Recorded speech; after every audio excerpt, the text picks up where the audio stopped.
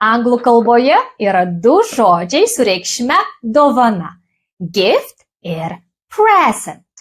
Dovaną galima rinktis – choose, pirkti – buy, siųsti – send, pakuoti – wrap, išpakuoti – unwrap, atidaryti – open, gauti – receive, įteikti – give. Ir dovanomis, žinoma, galima apsikeisti – exchange gifts arba exchange presents. Apsikeiskime ir mes kalėdinėmis dovanomis. Let's exchange Christmas gifts.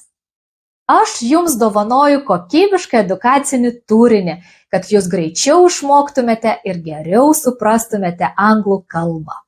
Jūs galite prisidėti prie šio proceso, pasiūlydami man temas, kurias norėtumėte čia matyti. Padovanokite man jūs dominančius klausimus apie anglų kalbą ir aš pritaikysiu savo pamokas jūsų poreikiams. Rašykite savo pasiūlymus komentaruose ir padėkite man tobulėti. This will be your most generous gift to me. Thank you.